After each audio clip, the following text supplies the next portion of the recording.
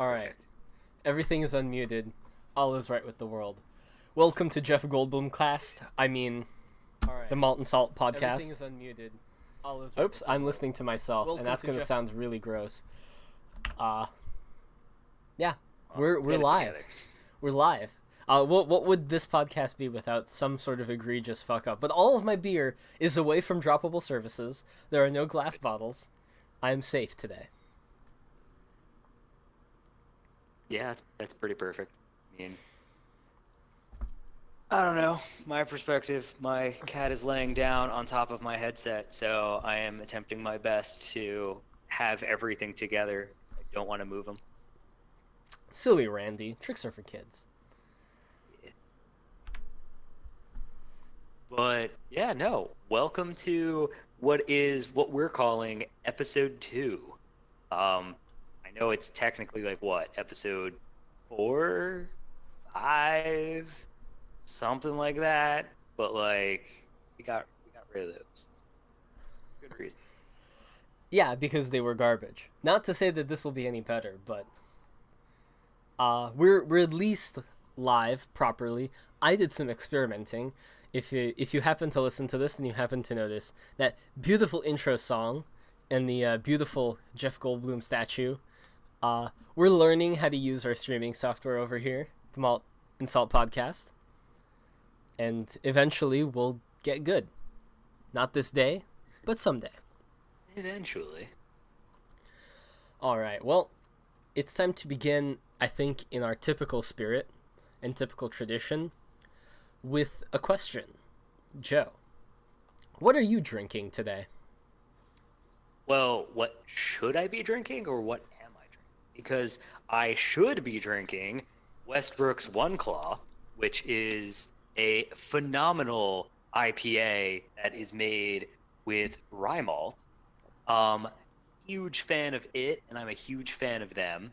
I think they added the perfect proportions of rye to the rest of their malt mixture, and then just finish it off with some awesome hoppage.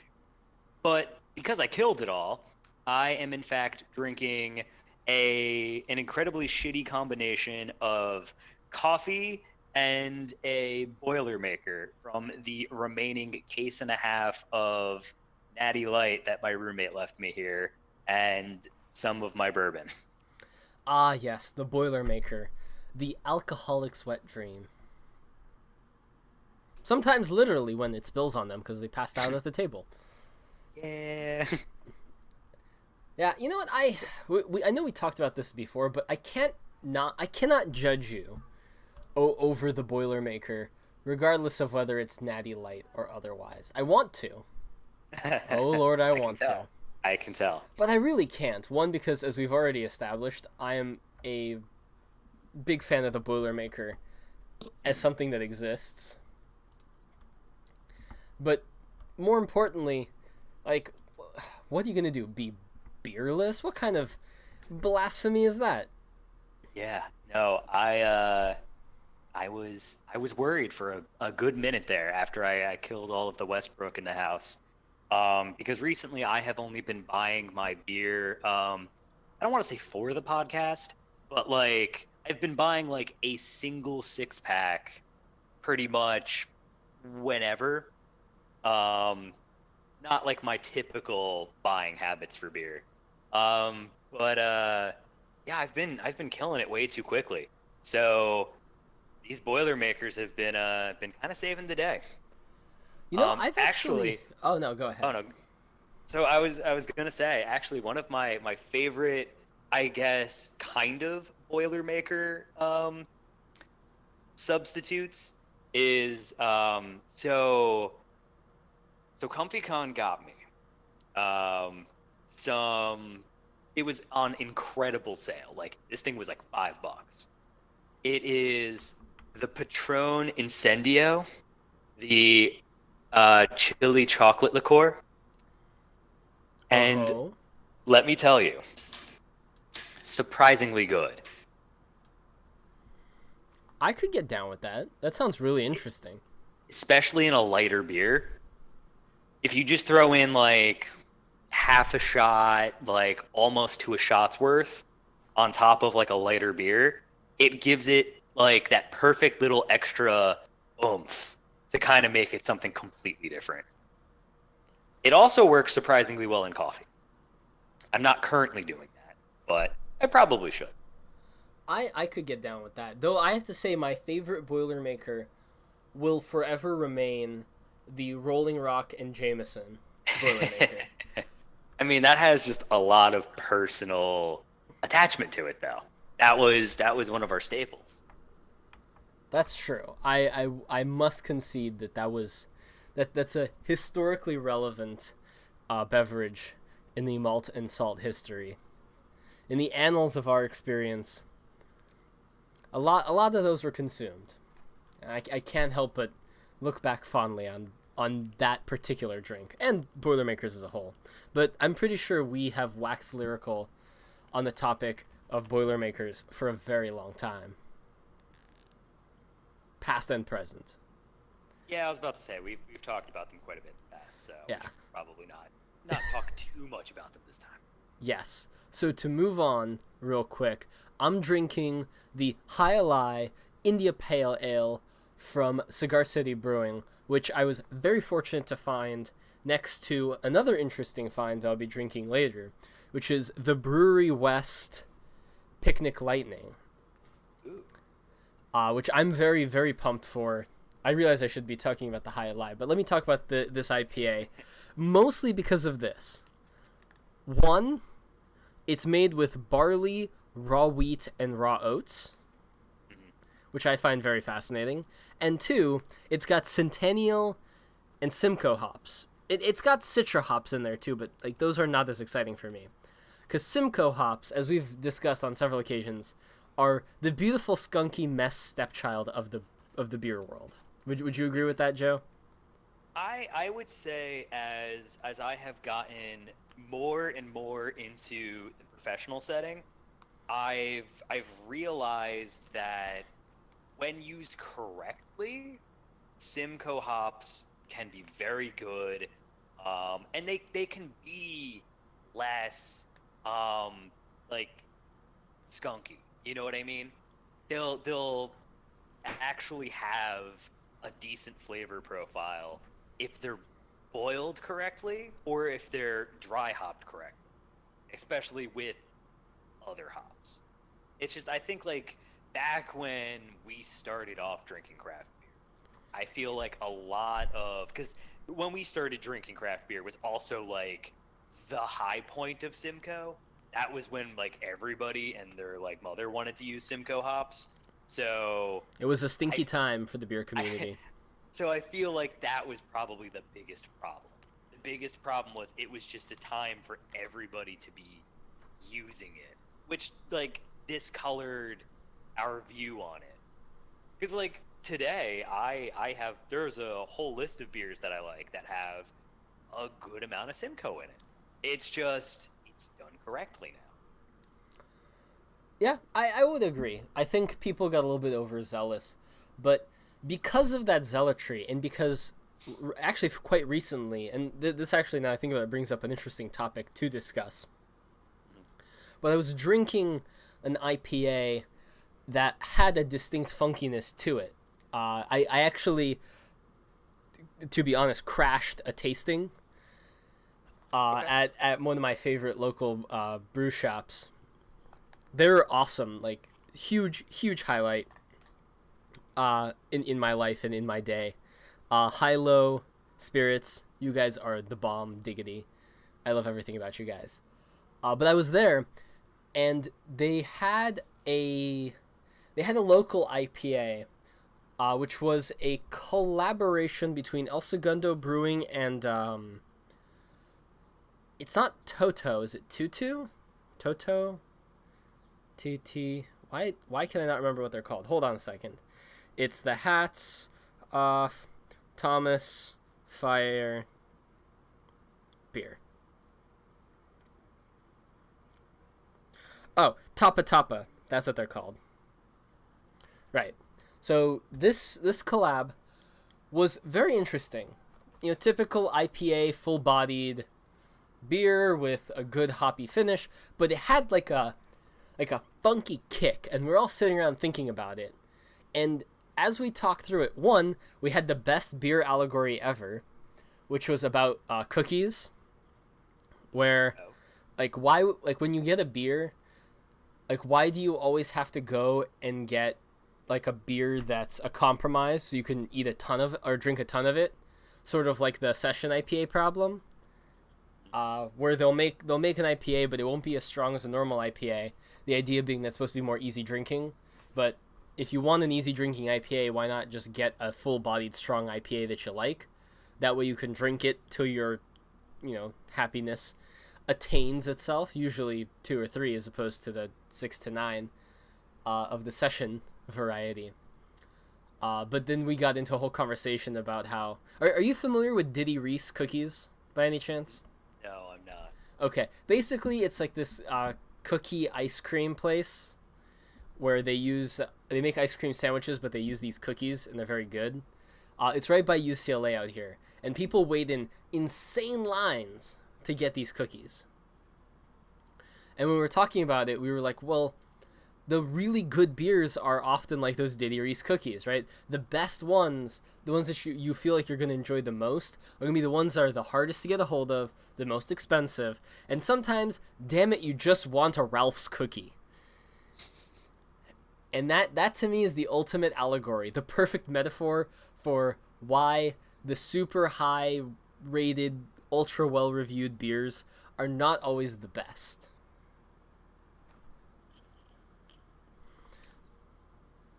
Yeah, that's pretty I see much. where you're coming from. No, I absolutely see where you're coming from. I know I've had my fair share of rants on the higher rated beers on here before, and just kind of how I feel like, I don't know, a lot of it's a timing thing, and a lot of it's a prestige thing. So I won't go back into that hole. But I, I But feel you. Joe, I know where you're coming from. that bourbon barrel barley wine. Please don't do this to me. I won't. Yeah, but the topic I wanted to bring up was when the first beer that I tasted with them was a session IPA, and it was good, and everyone enjoyed it, but everyone was surprised by the fact that they enjoyed it. Not me, I am perfect, but everybody else. I kid. Everybody else was commenting on how they saw it, they weren't sure about session IPAs, they were really on the fence, but when they tasted it, it was really good. It wasn't as watery as they expected. And so the question is, are session IPAs worth it? Does it make sense to make a beer that is effectively a lighter version of what people expect? Often undermining people's expectations and providing an undesirable product. Or are session IPAs sort of a genre unto themselves, filled with a lot of bad stuff, but equally filled with a lot of good stuff? What are your thoughts there, Joe? Now, I feel like session IPAs are definitely one of those things where I can see the draw. You know what I mean? I can see the draw of having, a lighter, easier drinking IPA so that, again, like you said, so that people can drink um multiple. So you're getting people who are coming back to drink more. Um But I guess the other reason why I will come out in support of session IPAs, aside from it, I think, obviously being a legitimate like style, and you know, if it's something you enjoy brewing and it's something that your customers enjoy drinking, like fuck it, go for it. Who am I to stop you? Um, but I see them in the same vein as I see some saisons. Now I will explain.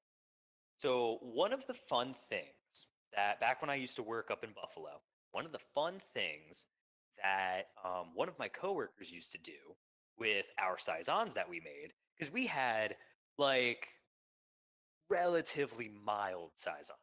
You know what I mean? They were good, but they were mild. There was nothing about them in particular that was like oomph. There was no sort of like power to it. It was just a really easy drinking beer.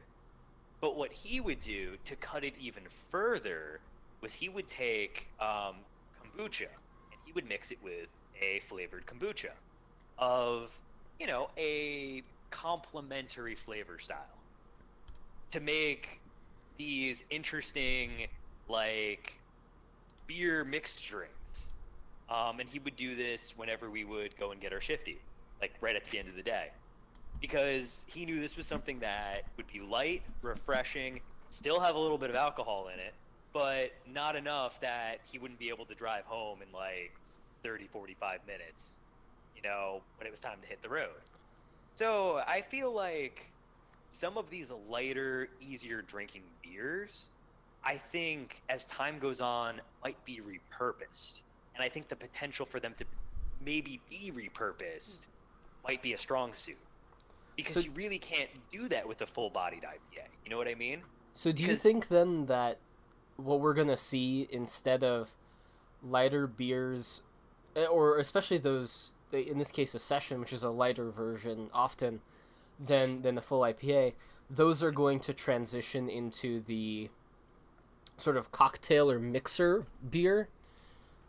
I would argue, yeah, as time goes on. I think they will exist as their own thing, but I truly believe, that a bunch of these, especially like a lot of these craft bars that are popping up left and right, even around here, are going to start utilizing lighter beers and lighter flavor profile beers for that specific purpose.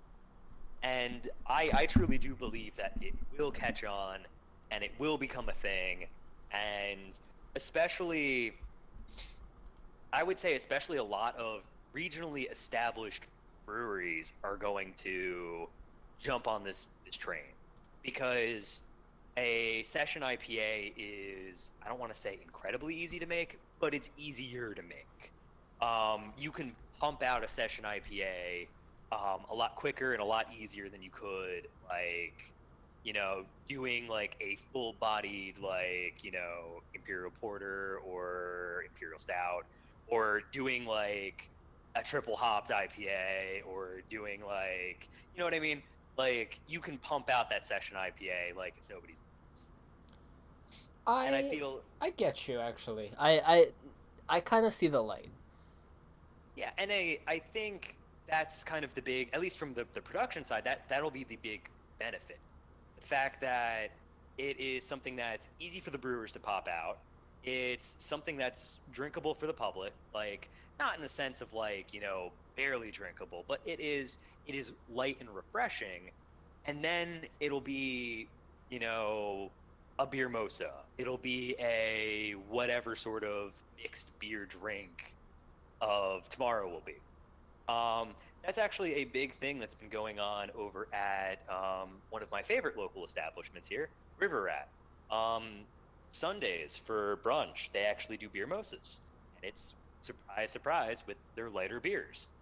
And that's one of the big reasons why I truly think, especially here in the Southeast, that trend is going to catch on, because I don't want to say, it's easy, but it's easy. It's something that anybody can do, and you don't need to own the brewery to do it. So, yeah. So that's where I think the beers like that, while in and of themselves might not be your favorite, I think that they are purposeful and they can be repurposed if need be. No, I get that. The question, though, is I think traditionally we see a lot of beer styles, or I should say beers, that get relegated to the cocktail position in sort of an inglorious spot, where, like, when you get the, what are they called? Like the beer garitas, right? Uh-huh. Like where they have the margarita and they toss the upside down bottle of Corona in it, right? Corona Ritas, there we go. Okay. Took me to say the name, right? I feel like a Corona Rita, by virtue of it being made from a Corona, gets this weirdly trashy reputation. And I wonder whether all beer cocktails suffer from that, where the assumption is if your beer isn't good enough to stand on its own, it's not good enough to go, or it gets relegated into a cocktail, or gets buried under side flavors, sort of in the lime approach. Because I don't think that in the case of, let's say, we've got a Corona, right?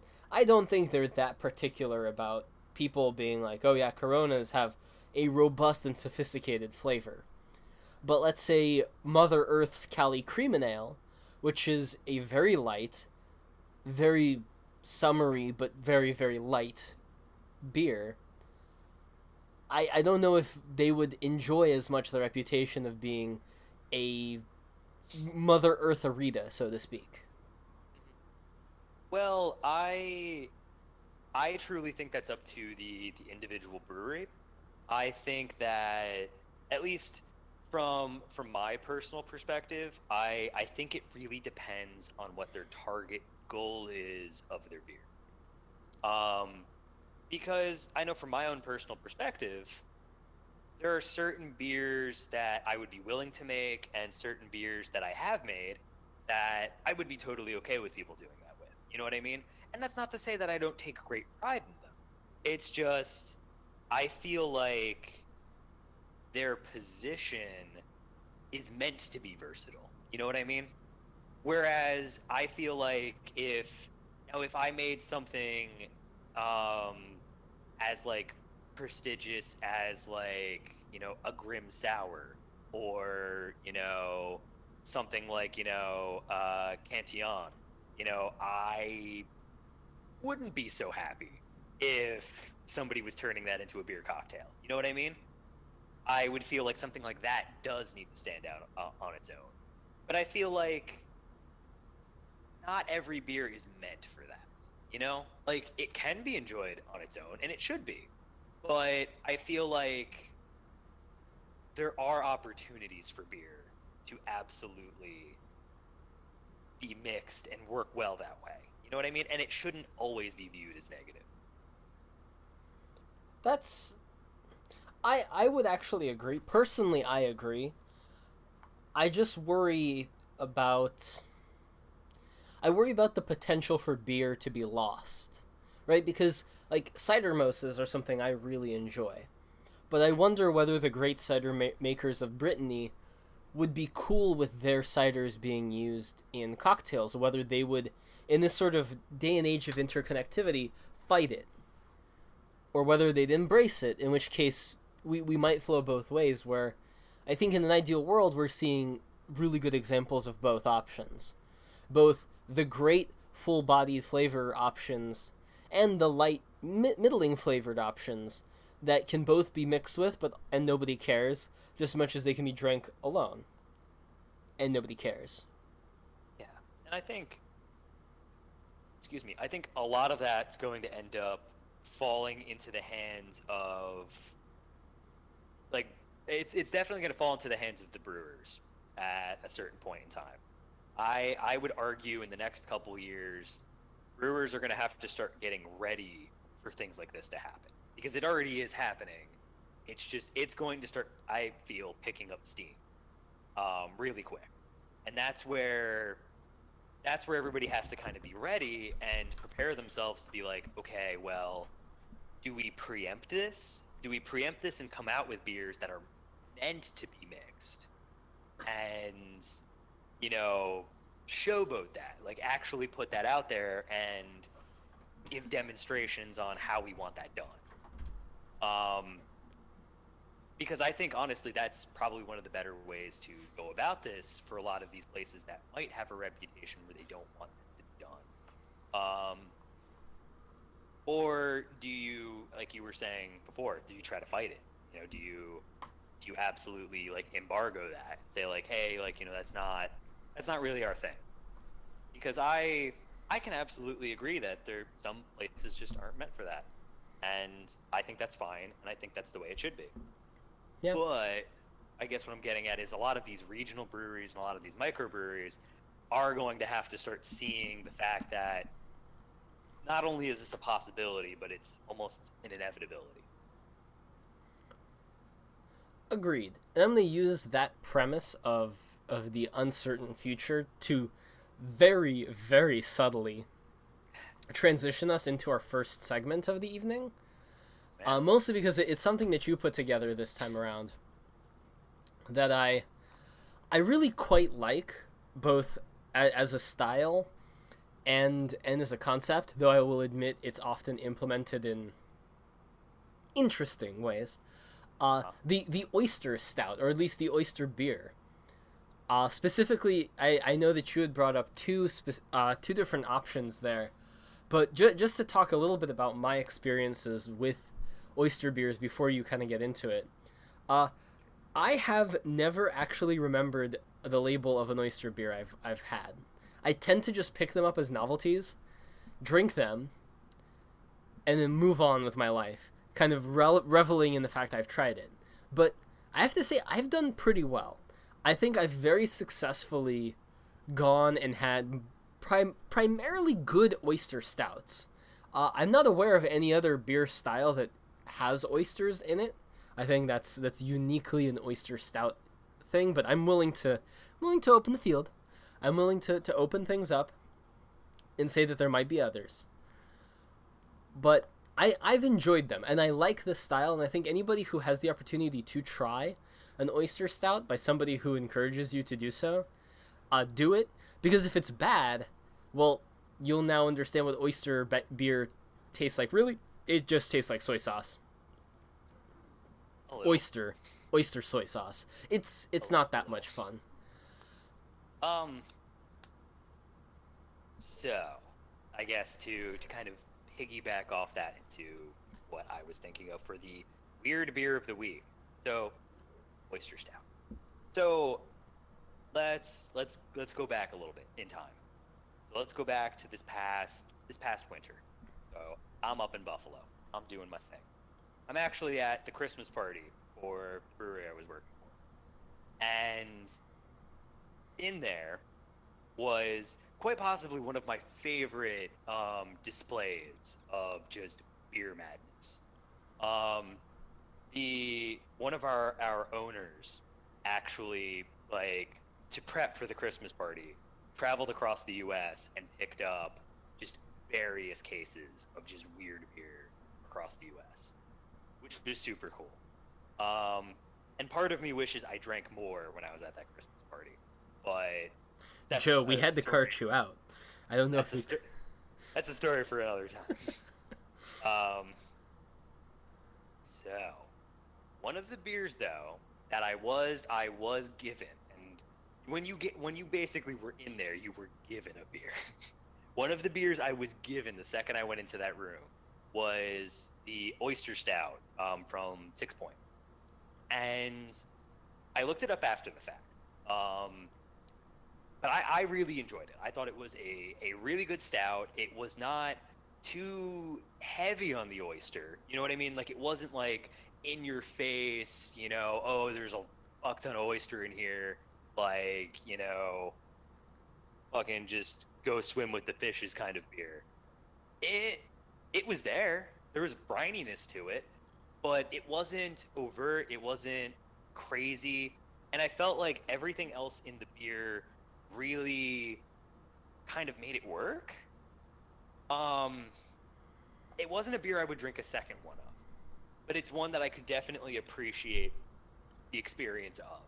And I found out that one of the big reasons why it worked out so well was the fact that 6 Point throws the shells in at the boil. So you get a lot of that like briny flavor, but a lot less of that like soy saucy flavor that you were talking about. Mm-hmm. Whereas I think some other people might throw in like maybe cooked oysters at some point in time. Maybe they'll throw in the shells in at fermentation. I don't really know. Not gonna say that I'm too familiar with using oysters in the brewing process.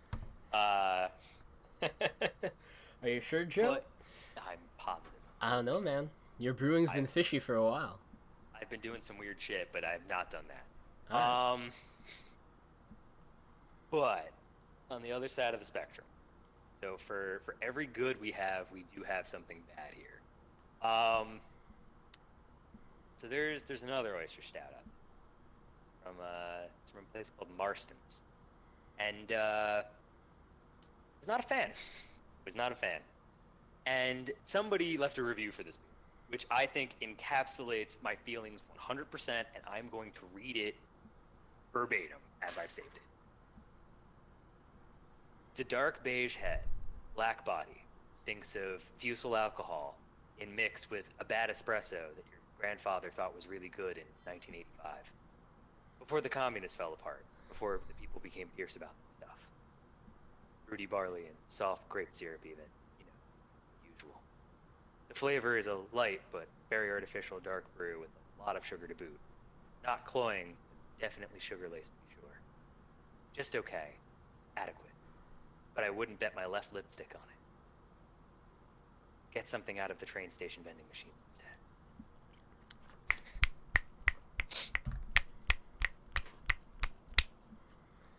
So I have a couple things I want to touch upon for this person's review. Number one, left lipstick? They mean like, I don't know, left testicle or something? Like, No, man, the left lipstick.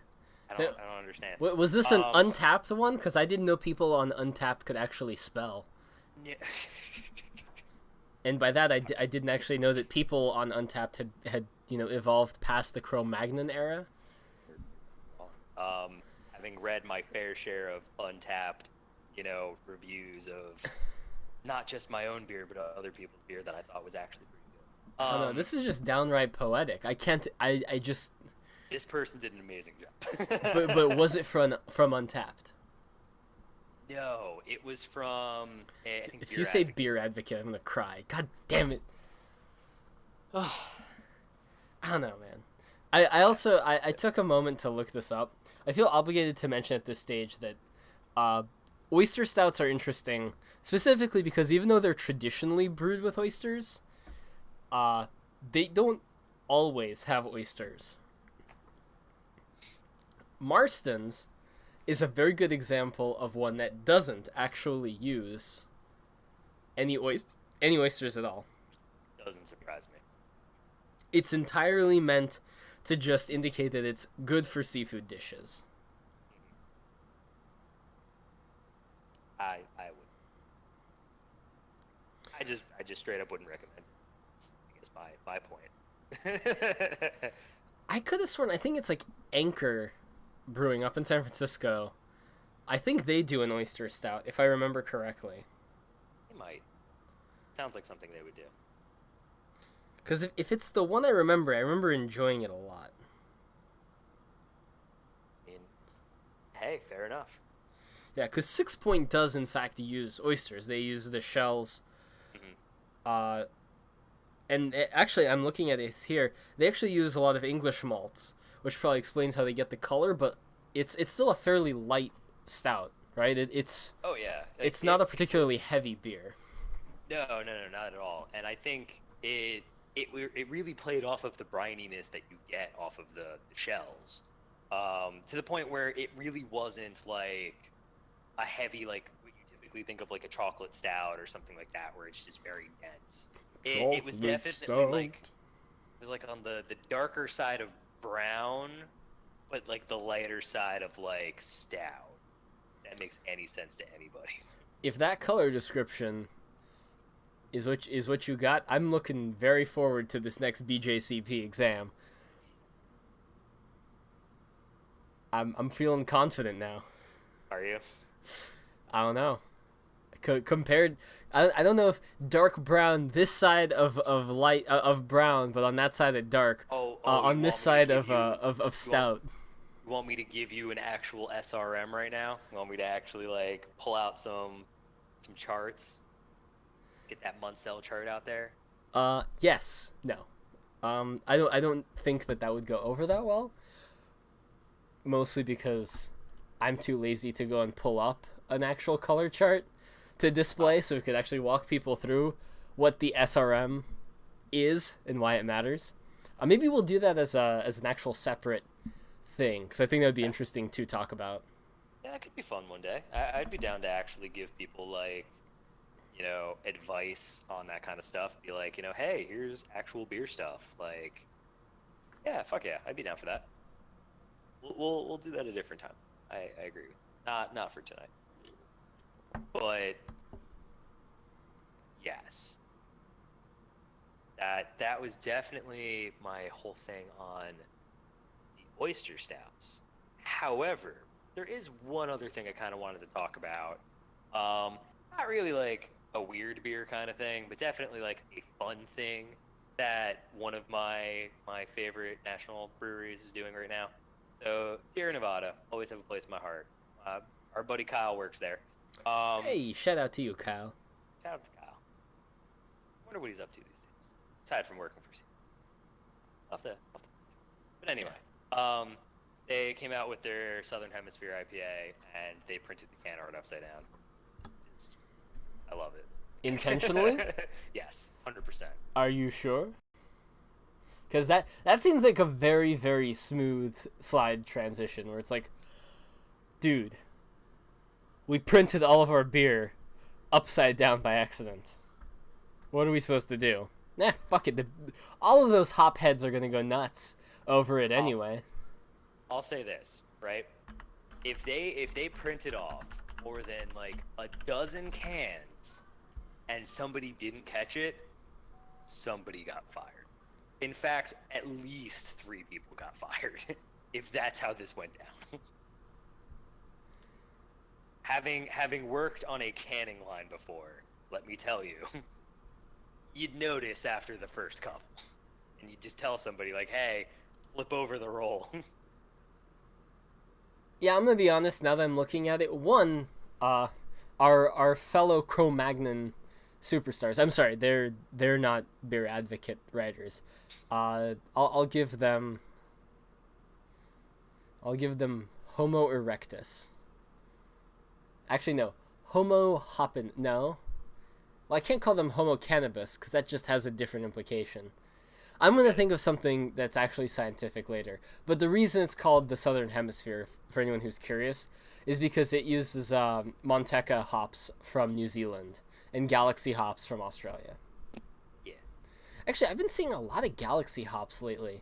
It's been good. Galaxy has been a big one. A lot of those like Australia, I guess Oceania hops have been really popular recently. Don't they grow like weeds down there too? Yeah, when things go according to plan. There was a shortage. I believe it was this past year and the year before of a lot of their hops, which is also why they became so popular because there was a shortage of them.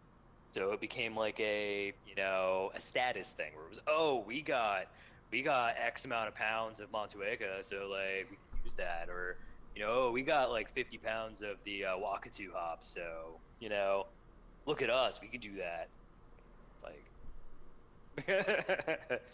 they're good, don't get me wrong, it's just you're using ingredients as status symbols. I don't know, I think you're doing it for the wrong reason. I don't know. All I can say definitively is that dick measuring contests in the brewing world are usually good for the drinkers and very rarely good for the brewers. It depends. It depends. Yeah, now that I think about it, actually, that very often goes the opposite direction. I'm totally wrong. I'm actually going to reverse that entirely. Dick measuring contests are never good for the drinkers, and they're usually never good for the brewers either. Yeah, it's usually just brewery owners that are like, "Oh, we did the thing, yeah," and then it's just a whole bunch of people going, "But why though? Nobody wanted this." I just found a beer that I really want to try. I was clicking through Untappd, and there's a similar beer. It's called the Shook Mango by Modest. I'm assuming it actually is Modest, but I'm gonna call it Modest Brewing Company. It's an American-style IPA with milk, sugar, vanilla beans, and mango with Citra and Azaka hops. That sounds similar to the one that place I used to work for popped out right after I left, where it was a peach milkshake beer, where again lactic sugar, Similar kind of hop profile. It sounded interesting. Oh, Sounded wait, hold on. interesting. I actually know exactly what you're talking about because I just was looking at probably not that beer, but something just like it. Similar. Yeah. Hold on a second. Oh my god, what's it called? I swear to God, I was just reading about it. Actually, let me bring up a random side tangent topic because I kind of want to run this by you, Joe. Go for it. Do you think it's necessarily a good thing or a bad thing that craft beer has almost eliminated a lot of our ability to offhand remember the names of breweries? Like back in the day, we had so much less choice, but at the same time, if there was something good, it was really easy to share.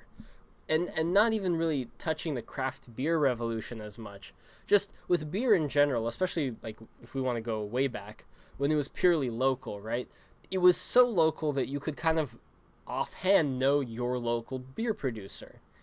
But now that we have so many, is it kind of maybe even a bad thing that only the truly memorable are memorable, and that doesn't necessarily mean that they're the best. Like I'm never going to be able to unknow the Cumuli Nimbi,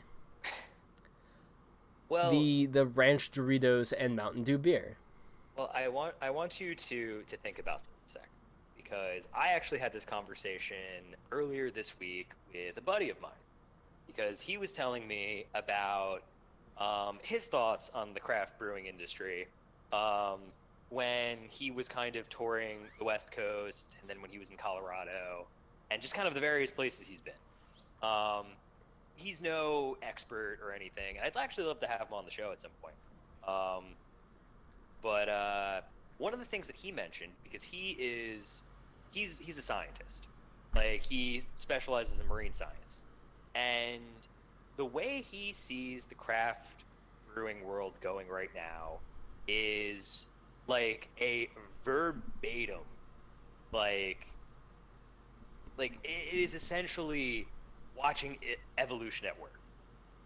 You see the breweries that rise up to the occasion, that get the food, and in this case, the food being the consumers and the profit from the consumers. That And money. yeah, exactly. And you see them thrive, and then you see them grow, and you see them evolve and change, and then you see the breweries underneath them. Be they scavengers or people dealing with the general leftovers, and then you see the people even further below them, and then below them, and so on and so forth. And at a certain point in time, you start to see which ones aren't progressing, which ones are stagnating, which ones aren't hitting that same level. And I think recognition in this case is one of those big key factors as from an evolutionary perspective. If you have that recognition in somebody's mind, it's one of two things. It's either a factor that will get you more money and more consumers, or B, it's a break it factor and it will drive away money and consumers. So, it kind of goes away from that saying, of, all press is good press kind of thing. You know what I mean? I think in this day and age, you have to be very careful about what your public image is and kind of if people notice you on a national level. You know what I mean? I don't know. I think some places can absolutely thrive in that middle ground of, you might not 100% recognize them until you see a specific element from them and then go like, oh yeah, they're a place. And I think that's okay. But I think that there's so many people in that slot right now that not everybody's going to survive. Oh, I 100% agree. And I like that sort of, well, not sort of, that evolution comparison, especially just because it's becoming sort of a self-fulfilling prophecy in that you're seeing now the most successful, or at least the seemingly most successful craft companies get swallowed up by major market shareholders who are trying to get in on the action and therefore supporting them, giving them extra resources. And in effect, we're watching, this wild, wild west, this kind of Jurassic style dino eat dino world of craft brewing kind of work its way to the asteroid, right? Eventually, not all breweries are going to be able to survive. Eventually, they're going to start dying off, or there might be one shortage, one health scare, one thing that can just massively tank the beer industry as a whole, and you're going to just see dozens and dozens and dozens of breweries go under.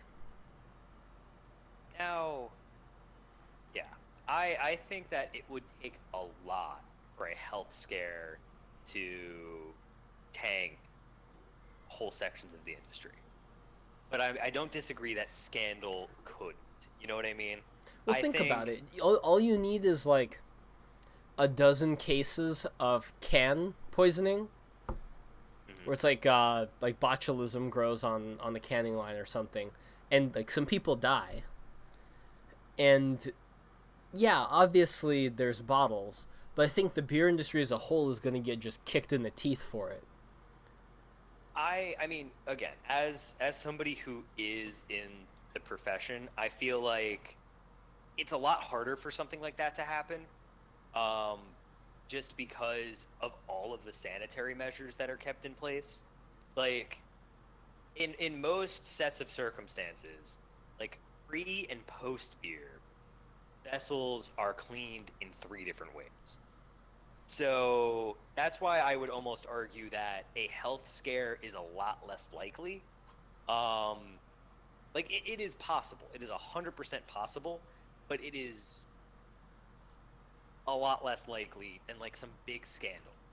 And that's where I think we'll differ on this, because I think if anything's gonna do it to tank the craft beer industry, it'll be one of 2 things: a major scandal, or just the average.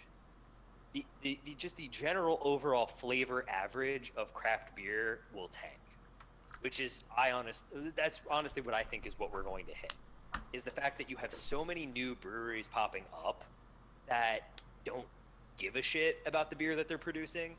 They just want beer and they want food there, and they're banking on the fact that people will show up and drink and eat. They don't care if they're drinking their beer, and they don't care like what else is going on. They just see the profits, and they just want that to be the driving focus.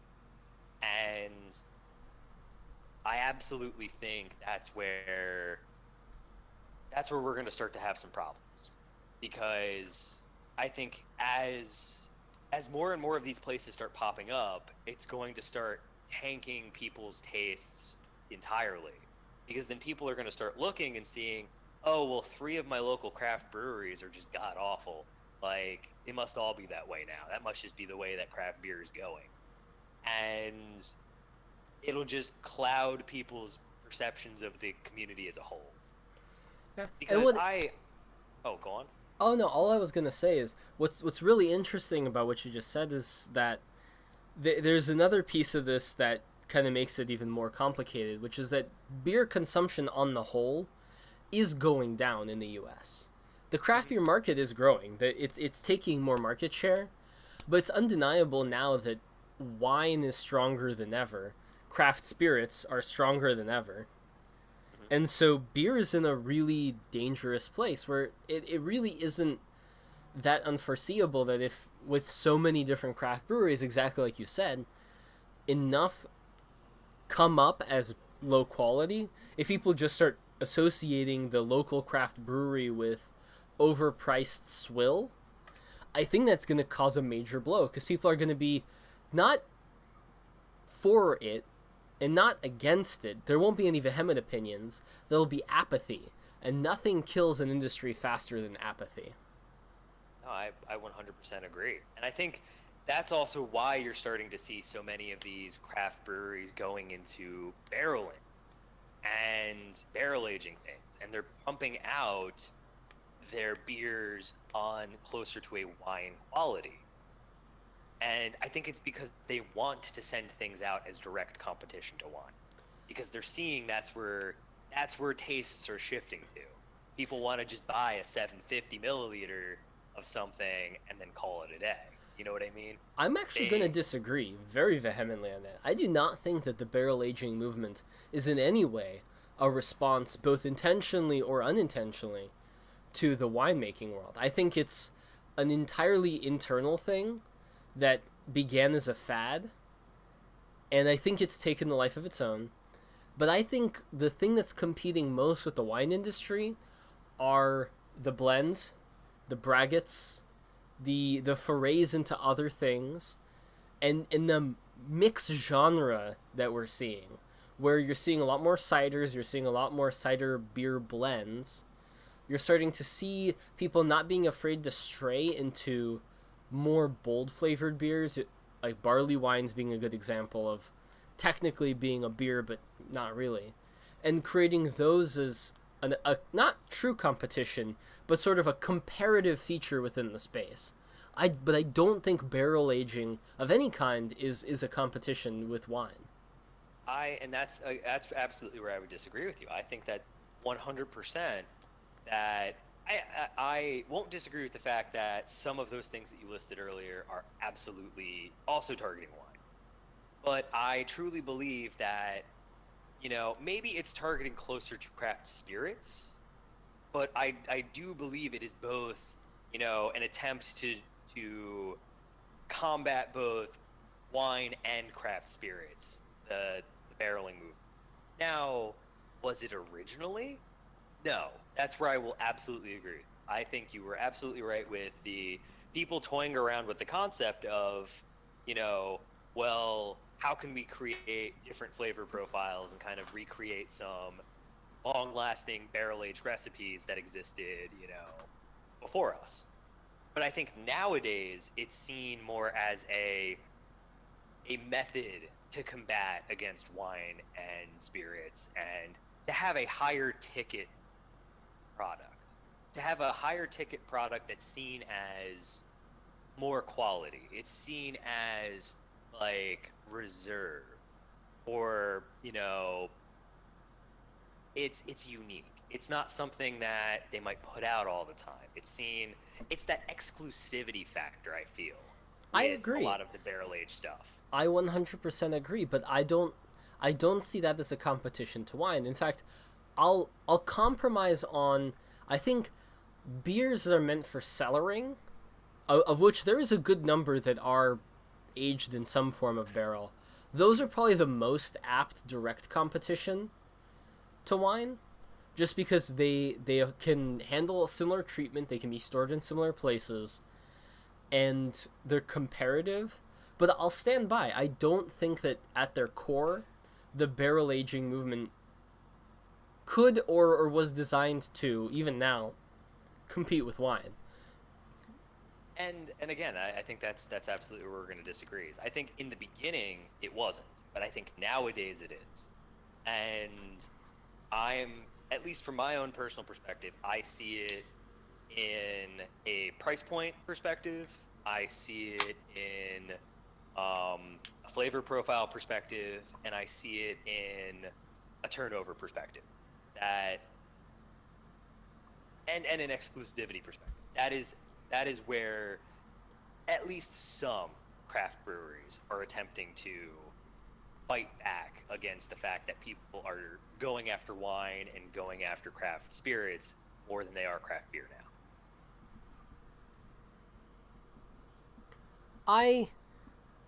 Maybe I'll at least put in my own ignorance as a potential, not naysay, but at least caveat to my own perspective on this. Mm-hmm. But as a beer drinker, and perhaps this is where our difference in view is, and perhaps more importantly, as a wine drinker, I don't see them as comparable. And when I look through the beer comparisons, I wonder whether for wine drinkers maybe maybe the barrel aged attempt really is barking up the wrong tree. Because let me assume that you're correct.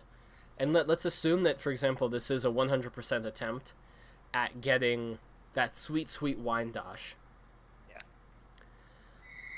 I think it has a fundamental problem that wines, especially the wines that are popular now, tend to be less big than they were back in the 80s and 90s even. Like those full-bodied Bordeauxs that sort of dominated the wine landscape, those are becoming a lot less popular.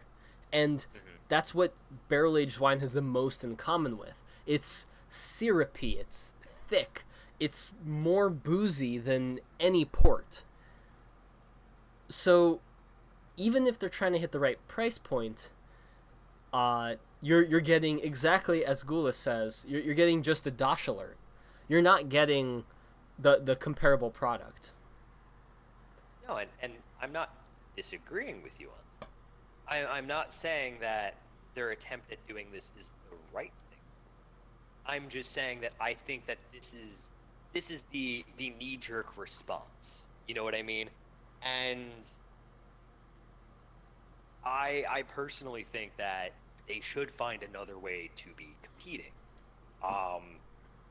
And I mean, in a lot of the cases, like at least this past year, if this past year has anything to say about how they were trying to barrel age and compete, was with sours, you know. And I don't know. I personally think that there's got to be another way, because it's like you said, it's clearly barking up the wrong tree. Like, So I want to brainstorm this then, because we seem to be at least on the same page that we're not going to agree about what the role of barrel aging is. But let's maybe brainstorm this out, because I like this particular challenge. yeah, go for it. If we wanted to design a competitor product within the beer industry to wine, which direction would you go? Now, Because I have a vision in my head, and I have a feeling our disagreement will continue. This, by the way, feels like a podcast first. I feel like 90% of the time we've agreed, and the 10% of the time before this that we've disagreed, it's been like, you know what, I kind of get that. Yeah, I'll see your point. Whereas here, like, there's a line in the sand, and I'm not crossing it. we're vehemently disagreeing on this. Yeah. Now, are we stating that, like, just under normal conditions? Like, Yeah, like how, if you I were to were go out tomorrow Yeah. and attempt, okay, if I were to go out tomorrow and attempt to create a brewery that was immediately competing against wines, I would probably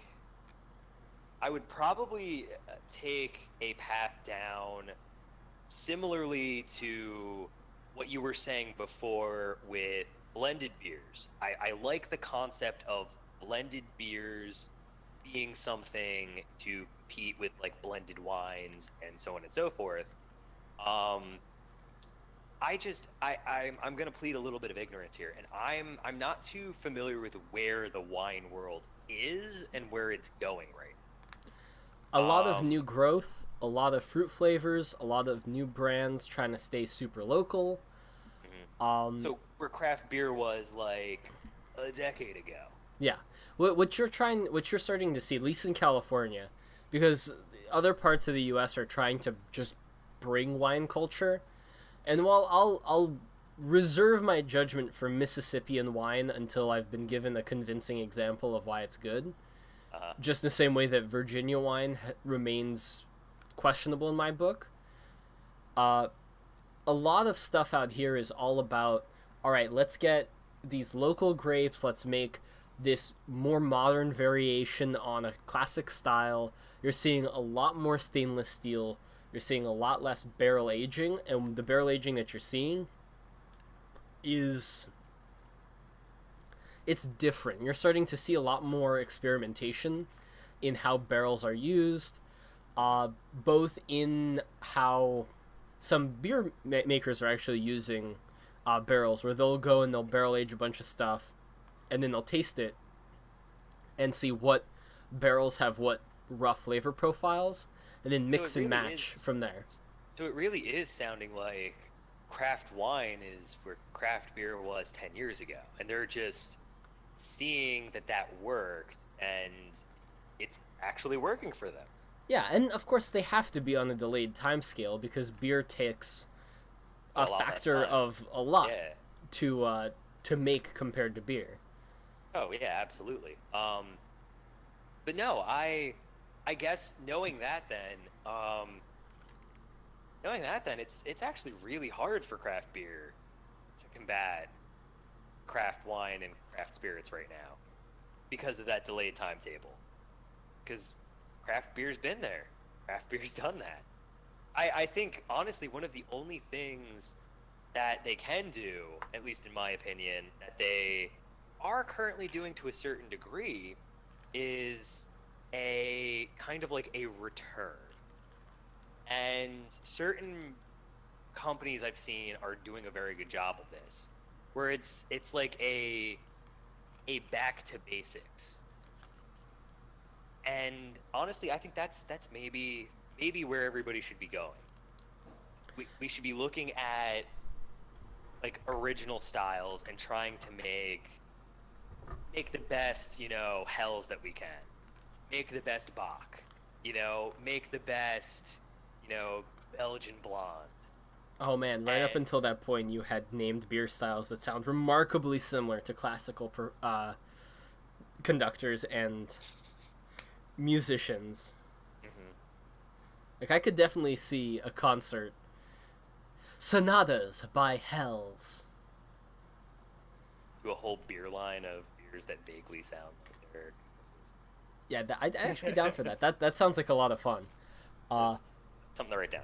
But no, I think honestly that is to I guess turn the tables on craft wine.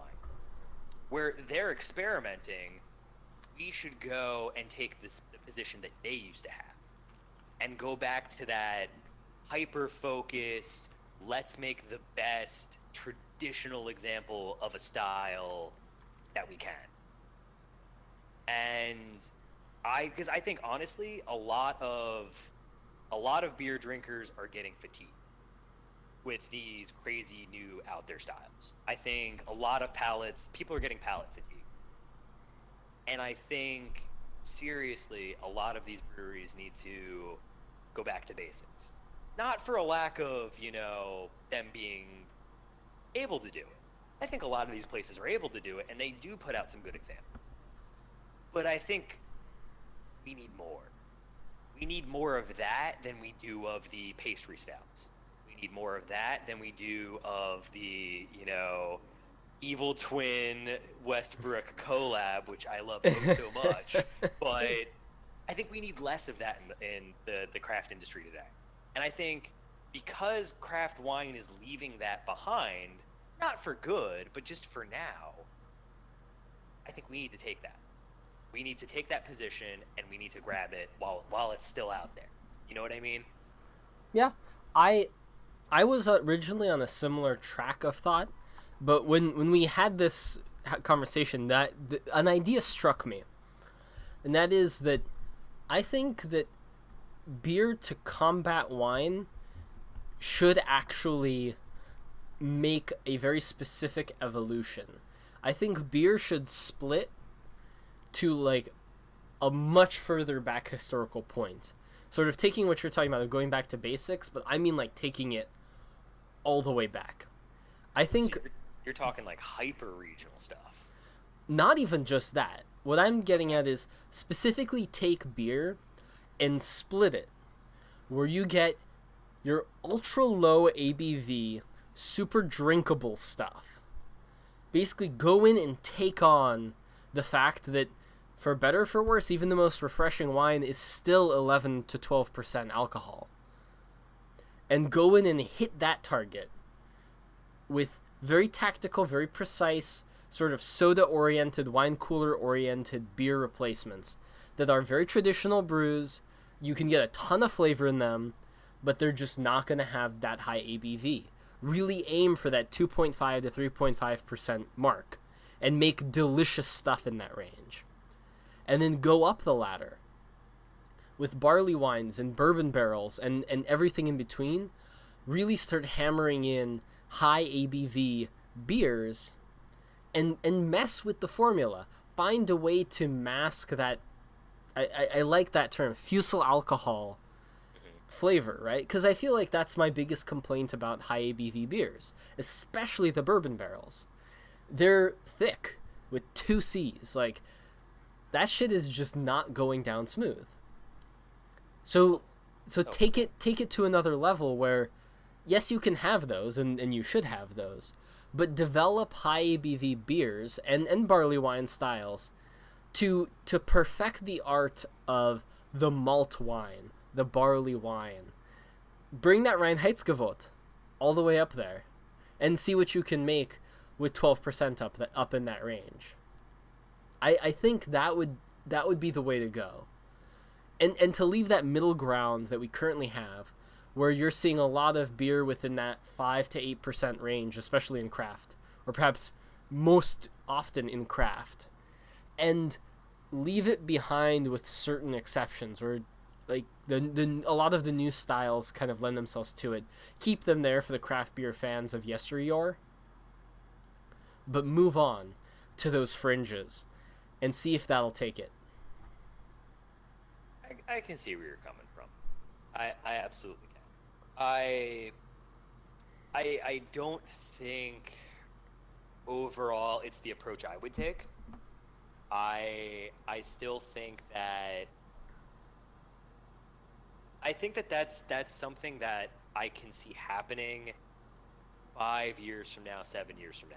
You know what I mean?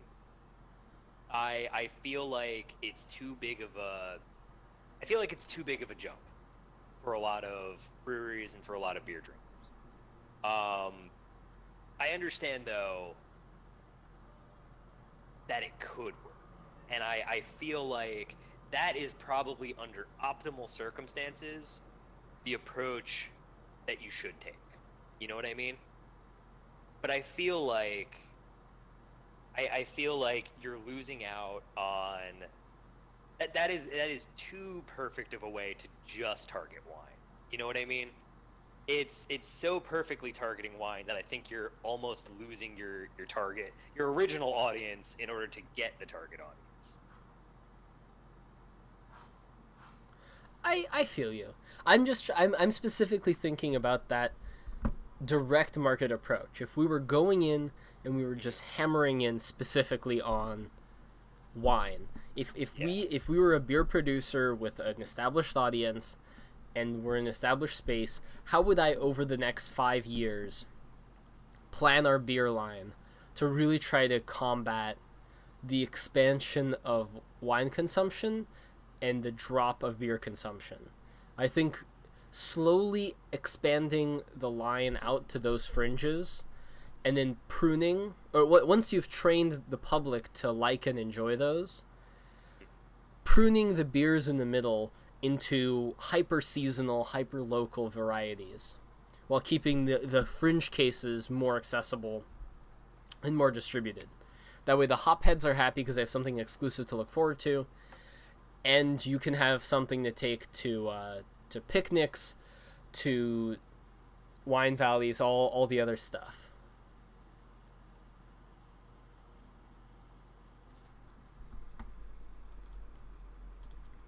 And speaking of wine valleys, or of other similarly related things, specifically bizarre strategies that breweries take, I'm keeping up this theme of very smooth transitions on the podcast tonight.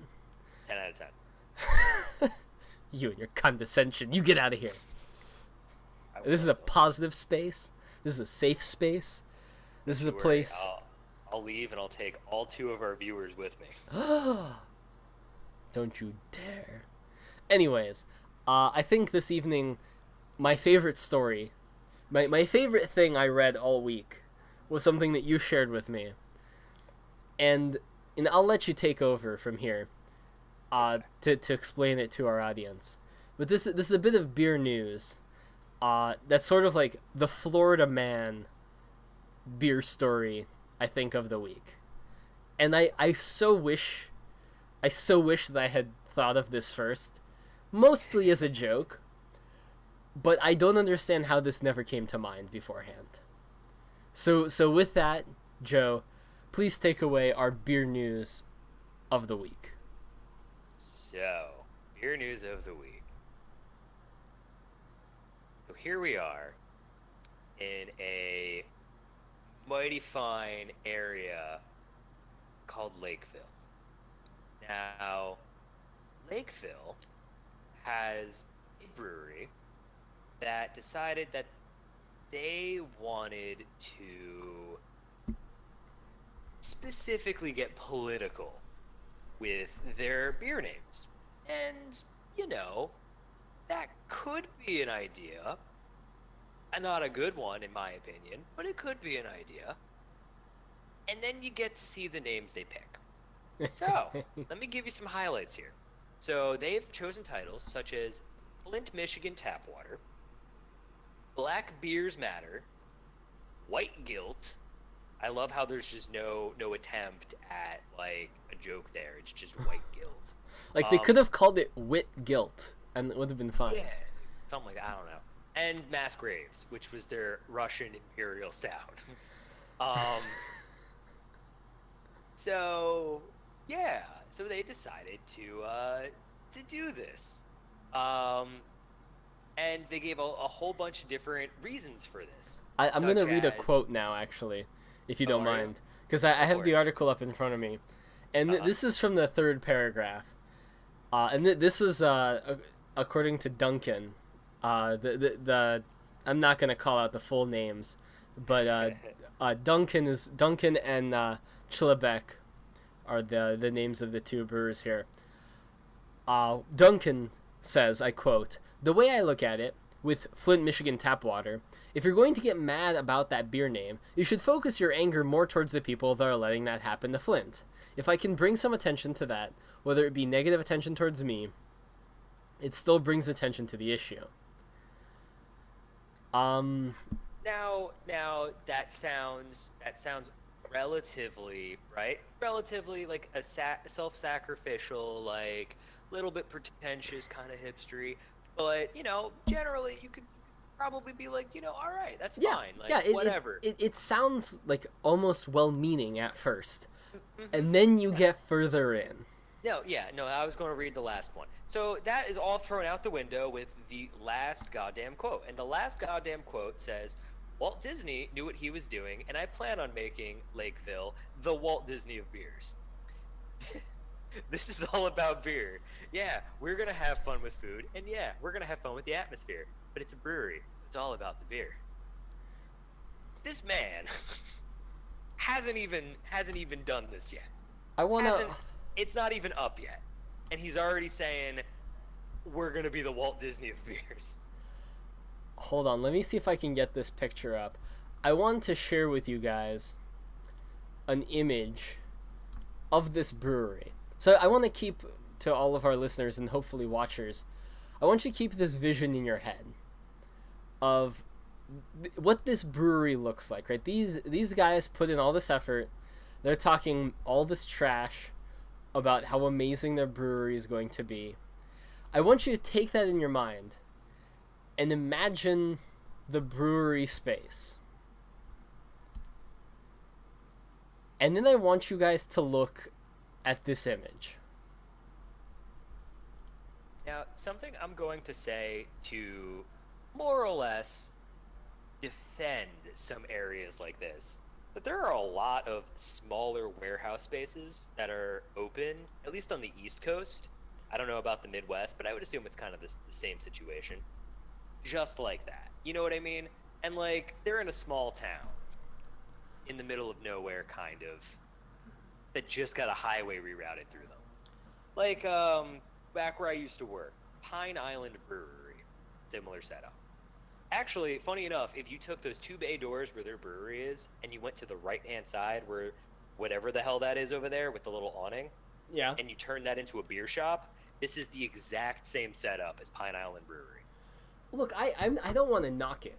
I'm just saying these two guys are standing in front of the Disney World of breweries. Yeah. in Lakewood.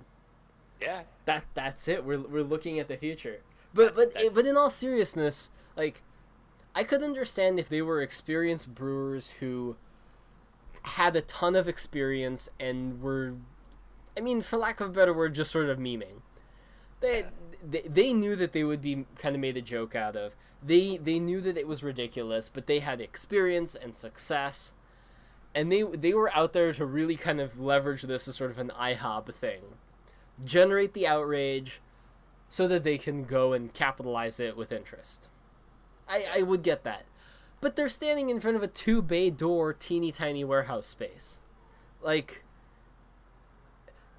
This is some hubris of the highest regard. And while normally I respect hubris, Lord knows I am a walking example of it a lot of times.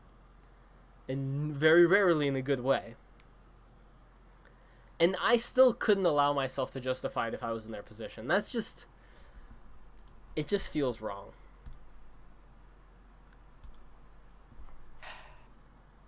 Well, the story doesn't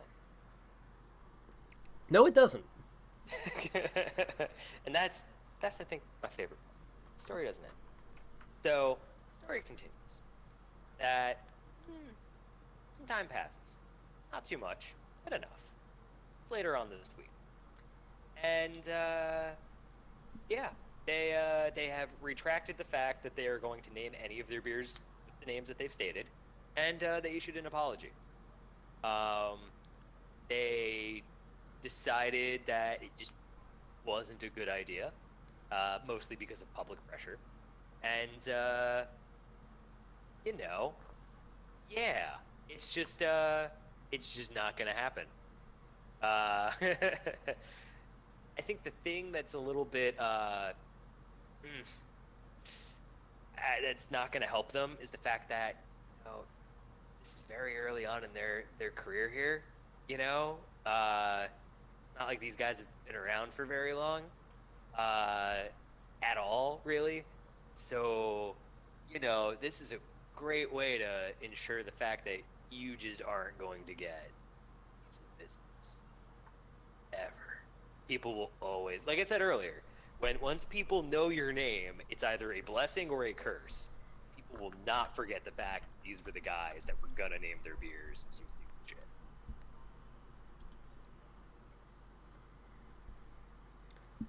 Now, hold on. I want to figure this out, because South Bend, Tribune, Lakeville, where is this?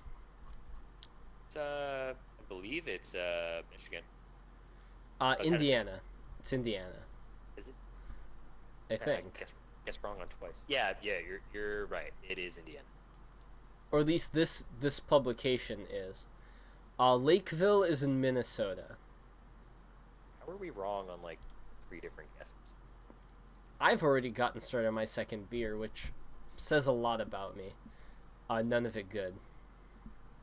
It's fine. We're all good here. Yeah, but also because the newspaper reporting is called the South Bend Tribune, which I'm guessing you thought was going to be a Tennessee thing. But that does not seem to be the case. Instead, it seems to be... Also, there's HTML in this text, broken. and it's Yeah, really bothering me. I just ignored it. It bothers me. Sorry, I'm not going to look at this article anymore. Nor am I going to look at this bad HTML. But yeah, but suffice to say, like, there's a good chance that their location, specifically being in Minnesota, may actually pay out for them. They might have pushed the right buttons, where they might have gotten national outrage because they got enough traction, so to speak, that people were starting to give them shit. But they might actually do well, where the Minnesotans, I mean, they're not exactly a blue state by any means, and Lakeville isn't exactly the most metropolitan of areas. There's a good chance that might actually win them some brownie points. And they might actually get more pushback for having backed down in the end than from actually having suggested and or done those things. Yeah. Yeah, it's America's a funny potential. place. It's a potential thing. It's you got to be very careful about doing either of those things. Like you said, coming out with something, a bit racy, and the side effect of that is backing down. I think you're right. I think any chance though that they had of gaining popularity based off of the fact that they were coming out with racy things definitely died down with the fact that they retracted. So I don't know. I feel like I still feel like overall this is going to be a negative thing. Gotcha. So speaking of racy things, now the question becomes, how long do you think it's gonna take for somebody to make an Irish red called the Maria Budina?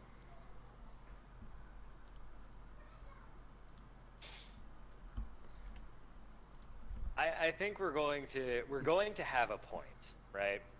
Where one brewery thinks that they're going to be clever enough that they're going to use racist epithets in other languages or things of that nature, and they're going to get away with it for a little bit. I And they're know, going to but get I just mean like, so they're clearly using topical stuff, and the whole Marina Butina thing, I think is hilarious, because of just the Russians got in with, not to get political, but just as a minor aside for anyone who didn't catch up with these news, because I think they're hilarious.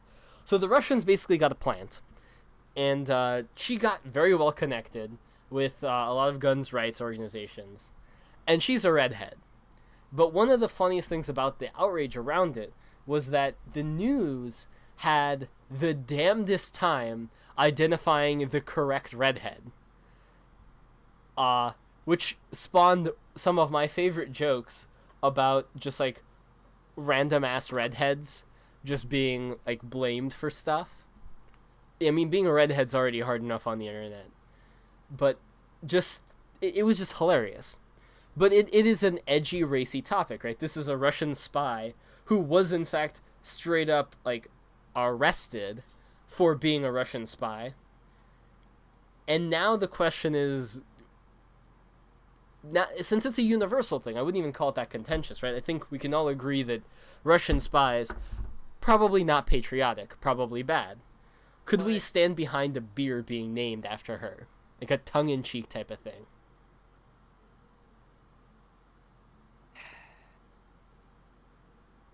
given enough time passing, probably. But this is the kind of fresh stuff where, I mean, if somebody put a batch in now, it would take how long? About a month or two for full production to roll out? Like a month, depending on the kind of beer. Yeah. Well, Irish Red. I'm accounting for 2 months for full distribution. Month and a half. It's the summer. I'd say 2 months max. Yeah. Fair enough. I'm gonna, even though I'm not a brewer, and even though you are vastly more qualified than I am, I'm gonna stay on my number. 2 months. Even though, yeah, probably a month, probably a month and a half. The timeline is irrelevant to the question of the joke. Would right? absolutely say if you have an incompetent distributor or if you self-distribute, you're incompetent, which... I don't even know there's that many places you could self-distribute. Oh yeah, there are plenty of states that you can self-distribute. I thought there was a requirement for the 3-tier system. Or am I going crazy? You're going a little crazy. There are some states where you are fully capable of self-distributing. Alright, maybe I've just been ruined by California. Yeah, it's just in general, 3-tier distribution is required in most states. There are certain exceptions depending on how much you put out, and we won't go into the legality of all this tonight. That can be a topic for another time. I will trust your superior judgment. It is possible in certain states under certain circumstances. Okay. Yeah, I will take your word for it. So, yeah, that was I think the only topical thing that came to mind that wasn't like a blatant race bait. Like black beers matter. God. That one. Like we just got over that. That just left the Twitter cycle. Let's just not bring it back, please. All right, next segment. No more about this. So, moving on, I know that you were looking into talking about repurposing different things used during the brewing process. And I'm really excited to hear what you think you should do and like some ideas that you have. And then I can tell you about some actual things that previous places I've worked for have done and some of the really cool things that like you can kind of repurpose things for. So go on ahead. I'm gonna pass on one of my ideas just because I know that's one of the things that you guys do, and I want you to tell the story because I really like the way you tell it. So we'll put a pin on that. We'll signpost it. So the number one big thing for me is I spent a little bit of time looking into this, but there is a really strong potential in using the spent malt from beer making, drying it out, and milling flour out of it to bake bread. And I'm just enamored with that particular concept. That's the one that really sticks with me because adjuncts and things, especially like hop reuse, while interesting to me, specifically, I had one interesting thought. Have you ever had pine bitters or heard about pine bitters? Mm-hmm. Yeah. So for those who don't know, bitters being the thing that you add to cocktails, of them you can actually make like pine, like from pine needles, bitters. And they're very interesting. They have a little bit of an offensive flavor to them often, but they're very unique and they go really well. You can definitely pair them up with something like rosemary, which has that kind of sappy vibe. But hops having a very distinct, pungent flavor to them also could go very well in bitters. And so to touch on, I guess, that idea fully, I think it'd be really interesting to do a lot of like malt-based cocktails with hops bitters. I think it'd be a really interesting take on an IPA to do like a reduced beer syrup in seltzer with bourbon and hops bitters. I think that'd be very fascinating. I think that'd be a really interesting cocktail to try. You know, it's funny that you're mentioning different uses of hops right now. Because that was one of the things I think I was going to save it for another podcast, but I'll bring it up now. Go for it. Is actually the way that people are utilizing hops these days is actually shifting, and I think that's fascinating. You're actually seeing a lot more breweries doing hop tinctures or hop teas, and then mixing that in like later than how they're typically doing it now. So it's almost as if you have two simultaneous brews going on, and then they mix together in the fermenter. And I personally think it's fascinating because in one sense, and I actually think that this probably is a better way to do it, you get more control. Because if you have, for the sake of argument, if you have one guy just worrying about the mash, the wort, that whole 9 yards for the actual like malt side of things, and then you have somebody else worrying specifically about the hop tea, you could actually get like a really good like level for like the alpha acids, for exactly where you want it to be from a bitter and an aromatic perspective. Lock that shit down and then transfer that immediately without needing to worry about, oh, well, I have to keep it in for an extra amount of time because I gotta wait for these things and these proteins to work out this way. Like, no, like you could just instantly have that transferred in.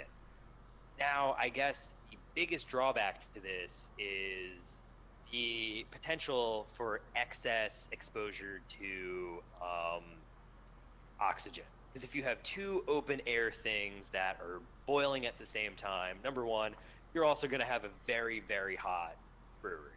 That's going to suck. But number two, yeah, that extra exposure to oxygen could potentially be incredibly detrimental. But I don't know. It'll be interesting to see where this goes. Oh, I cannot wait. I think what you touched on was one of my favorite recent trends in the beer world.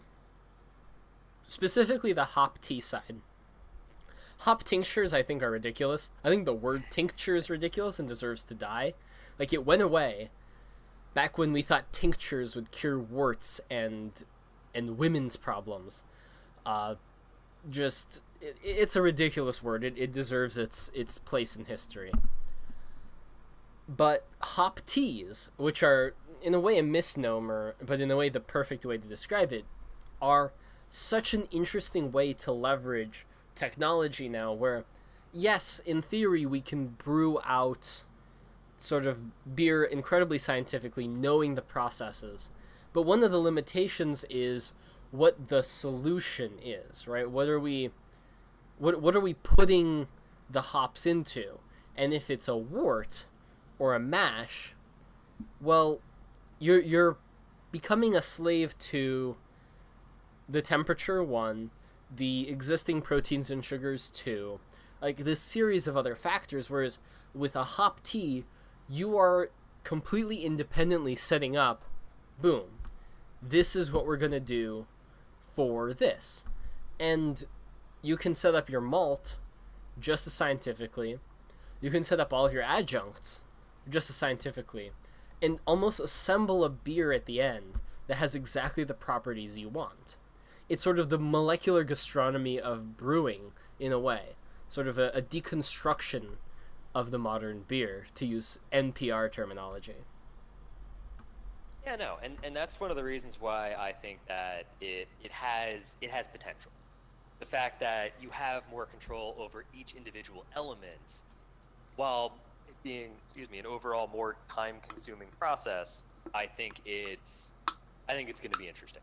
But that also wasn't the topic we were talking about, so I think let's rein it back in. Oh yeah, that's right. I was gonna talk about beer bread. Yes, go on. Yeah. So specifically, I want to highlight probably my favorite take on beer bread, because it's such a perfect blend. Bagels. So if you're not familiar with how bagels are made, bagels are a yeasted dough, which, super basic, is just, flour, water, salt, and yeast. At their most basic, we won't get technical here. But what you do with them that's really cool is, other than adding some fat to kind of soften up their crumb, once you form them, you boil them in malt. And to me, that's awesome. One, because you can do a beer run and use that specifically for, or any beer runoff, use that for the boil. But you can also use the malt from that beer. And that means you can go and combine all sorts of crazy malt combinations into incredibly unique bagel flavors. And the more I think about this idea, the more I'm enamored with it, because I feel like it's just such a perfect... Well, it's just such a perfect way to experiment with two different sides. You want to make... let's use an example from earlier. You want to make an oyster stout or an Irish red. Well, you can, and you should, but when you're done with it, that spent malt from the sparging process, you can dry it and then mill it and make bagels out of it, and then have those bagels get malted in that beer and have this beautiful full circle flavor where you're getting all of those notes from the grains be the dominant flavor and really take over. And I think that's going to be a really cool thing that we're probably going to start seeing more and more of as recycling hits more breweries, as this desire to kind of have a closed loop, kind of triple bottom line business practice. I think, yeah, and absolutely one of the bigger things that it's going to happen with are brew pubs. Brew pubs are going to be picking up on stuff like that a lot more than just standard breweries. But even your standard brewery, if they have, because I know a lot of breweries will have like deals that they'll do with bakeries to toast malts. Um, because while yeah, it's super nice to get pre-toasted malts, you don't always get them exactly where you want them to be. You know, it's you're not going to get that level of toasted that you might want. So by utilizing a bakery's oven to toast your malts exactly the way you want them, you have yourself an option right there. And then you turn it around, and this is where we go to our part two, and start giving them your spent grain. And, you know, then they start turning it into bagels, so on and so forth. So, like, yeah, no, I absolutely agree with you. And keeping things in that closed loop is, you know, I think absolutely going to be critical moving forward.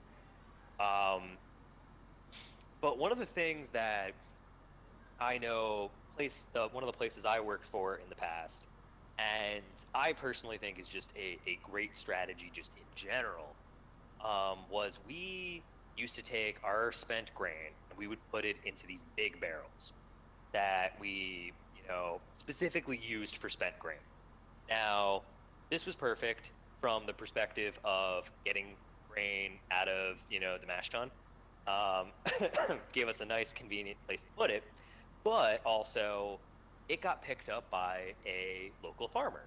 And this local farmer was a pig farmer. So he would feed his pigs the spent grain. And not only that, but once a year, he would choose a pig for us and he would bring it out for what was called Full Circle Fest. And at Full Circle Fest, we would have this pig. And this was a pig that was purely, almost purely fed the grain from our brewery.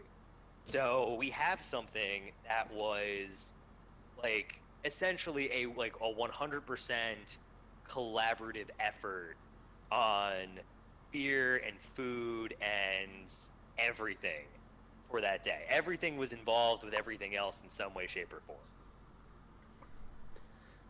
That was the thing that I love so much that I wanted to talk about. But to me, just that idea, the idea of you having that system of you're giving your spent grain, it's going away, it's feeding these amazing pigs, and then getting one to do a whole hog roast. Mm-hmm. That to me is like ultimate romanticism. Like, goddamn, I would love for that. That sounds amazing. Yeah, I mean, you know, it was a mutually beneficial thing just because for breweries, it's actually kind of hard, surprisingly, to get rid of your spent grain, unless you're giving it away to farmers, you know, specifically for feed. And typically, that's the way it's done. It's given away, you know, and in return, you know, farmers seeing as this is basically free food for them for their livestock, you know, them proceeding to, you know, contribute back to the brewery is just, I don't know, it makes for a nice little, like it's said, you know, like a whole full circle. So yeah, no, I absolutely hope that at some point in time in my future, in our future, when we inevitably do our own thing, that we find something that we can do that's similar. Oh, we just do the Similar combo. connect.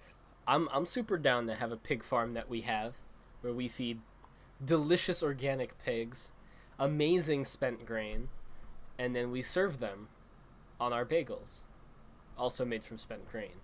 That's the circle of life. That is what Lion King was all about. Raising a pig on the grain that you brew your beer from, making a bagel from that same grain, putting that pig on the bagel, and eating the bagel with the beer. Yeah. Yeah. Well, alrighty. The only thing I have left for the evening is to talk a little bit about zucchini, because now that we've reached the food portion of this show, I want to highlight a summer vegetable that kind of ties in with a little bit of a side story. So recently I've been trying out the masterclass program, and as much as I would love to throw in some sort of disclaimer here, we're not sponsored by masterclass. Like, to Goulis, who is hopefully listening among the population of one who would be listening, like, that's not needed. But yeah, I was listening to masterclass because they had that free trial. I wanted to see what it was about, and I took the Thomas Keller masterclass specifically on cooking. And now he's the head chef of two relatively well-known big restaurants, the French Laundry and Per Se. And he's really big on like the farm-to-table movement. He's really big on seasonality, so he preaches a lot of that. And his class was incredibly charming. And he had a whole episode dedicated to zucchini. Mm-hmm. And one of the things that struck me was, I feel like a lot of us fuck up zucchini, and generally fuck up a lot of summer vegetables, because we assume they need to be a certain way. And one of the things that he brought up that blew my mind that I've never tried was he was talking about a confit of zucchini. Now, all a confit is you take something, you cook it in something that can preserve it for a long time so that it becomes very, very easy to store. Duck confit was used by French peasants because you take the legs, you can store them in the fat, and they would last all winter that way. Similarly, you can do confit in sugar, in other things. But in this particular instance, a confit of zucchini was done in fat. And the recipe struck me and stuck with me just because he used the term at the end of it when he was tasting it, a pudding-like texture for his zucchini. Like, a pudding-like texture. And I'll put this to you, Joe, because I like to get lost in my culinary fantasies all the time. But doesn't that kind of inspire the imagination a little bit? Just that term, a pudding-like consistency, a pudding-like flavor. Especially for something that's zucchini. Yeah. Now, I can tell you that there are definitely two ways to approach this. The first way being, like you just said, spurs the culinary imagination. Really gets you thinking about, like, now what else could be put into a pudding-like consistency? Or what else could I do with this now that it's like that? Then you have the other side, which is what I think where most people are, and they think, okay, so we have zucchini, and it's at a pudding-like consistency. So I now have pudding zucchini, and this is disgusting. Why have you done this to me? Where is my chocolate? That's fair. But I mean that's more of a service issue, right? That's you going in and trying to deceive someone with zucchini that, rather than being served in a way where you know, oh, this is a zucchini, oh, it has a pudding-like consistency. You're instead going and saying, hey, try this pudding, and somebody goes in thinking, oh, this is going to be a nice vanilla maybe? Oh, maybe a nice custard? What an interesting consistency this has. I wonder what kind of pudding it is. Oh, it's zucchini. What the fuck, dude? I think that's a very distinct issue of purely presentation. I think it's also the way that you just kind of phrased it earlier. You know what I mean? That's fair. Mostly the point I was kind of getting at. Yeah, that's fair. And to add to that, in my vision of it, I was describing it like with my mind's eye on the thing. I don't think I actually talked about how he served it or presented it in any capacity at all. I think I just said pudding-like consistency. I'll add at least a tinge more of context, where what you did is you cross-hatched it, you threw it into a hot pan, you got some nice marks on it, and then you put it in the oven with a lot of fat. And that's how you rendered it out, and that's how you got that pudding-like consistency. So it was still like zucchini halves, just split long ways, that were seared and then roasted into a confit. And damn, it looked so good. It sounds like it could be good. it's one of those things where I think, at least from my own personal perspective, I would need to either A, make it, or B, have it be made for me before I could 100% like see it. You know what I mean? Hey man, Like, Instagram at the Salted no, Matt. You will see it very soon. I mean, yes, but I guess what I mean see is like I need to experience it. I need to be all up in that in order to 100% go like, ah, I get it now. Well, Joe, you should come and visit again so that you could try the deliciousness of zucchini. Oh man, let me just drop like hundreds of dollars to go and fly out there again For zucchini, though.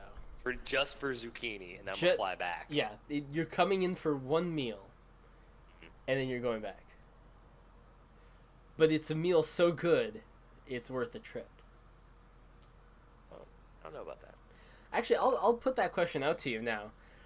Uh-huh. If there was something in this world that you could only experience in the time frame of you got on a plane, you flew there, you did that thing or you tasted that thing, and then you flew back.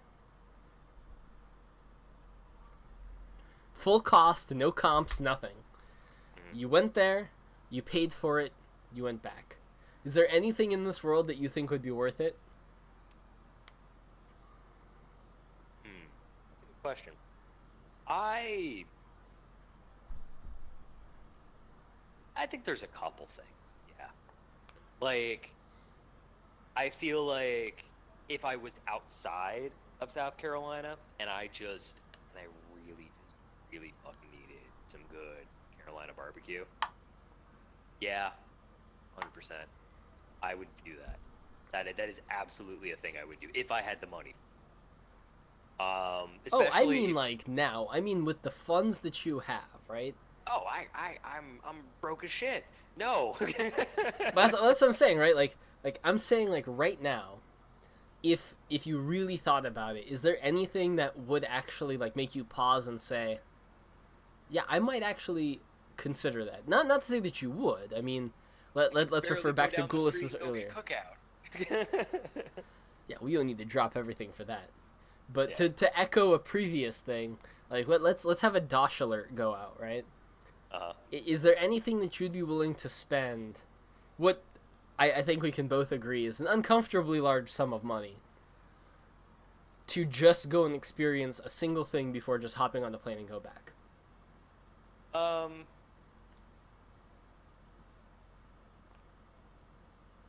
Off the top of my head, I would say no, but like I'm trying to brainstorm a little bit here because there are certain things.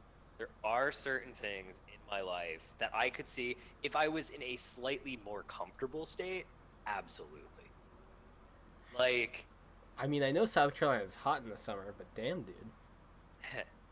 but from like from a perspective of if I had just a little bit more dick around money, I could absolutely see myself flying up to Buffalo in the summer and grabbing like a beef on weck and some wings. Like, no joke, I could 100% see that. Interesting. So Or- the thing that's really captured your heart is the beef on weck. See, With no, wings. and it's not simply that, because I was gonna go down a little bit of a tangent there. 'Cause I was gonna say I'm sorry. Go tangent no, away. You're fine. You're fine. Because I would say the same thing about Rochester, where, you know what? I think I would do the same thing with a garbage plate. And I think a lot of it for me has to do with those hyper regional, like, weird cuisine things, like comfort foods that you don't really get anywhere else, that you don't really know exists outside of that bubble. You know what I mean? Like, I know in a couple different states, if I were to mention Low Country Boil, most people would know what I'm talking about. But when you say beef on weck, that's pretty much just a Buffalo thing. You know what I mean? And when I say garbage plate, that's like just a Rochester thing. So like, but it's those things that I think Yeah. If I was in a slightly more comfortable state, right? I could absolutely see myself going, all right, I'm just gonna go go over, I'm gonna go grab that, and then I'm gonna just go home. Yeah, I can respect that. And to be honest, my own version isn't all that different. Because as you were talking, I was thinking like if I had an equivalent for myself. Mhm. And the one thing that's on my mind is from my China days, there was this street barbecue, and it was the most perfectly sketchy thing you could ever imagine. Just imagine this long horizontal metal box Yeah. with a grate on top, filled with burning coals, and a fan pointing away that was pulling the air in at full blast, just billowing smoke into the sky, keeping that grill hot. Yeah. And just random hunks of meat just put on a skewer, seasoned, and then grilled up all night. They were open till like 3 or 4 in the morning. I have yet to have something equivalently satisfying. Like, to me, the street barbecues of China are my like magical midnight moment. I couldn't compare it to anything else. And if I was in a position in life to where like I had just a fuck it moment, I think my fuck it moment would just be fly to the nearest major Chinese population that served it. And in an ideal world, I would fly to the place where I was and just spend the evening in and out of different Shao Kao joints. Just eating my way through all of that nostalgia with enough crates of beer in between to kill a medium-sized moose. So we can then throw it back on the grill.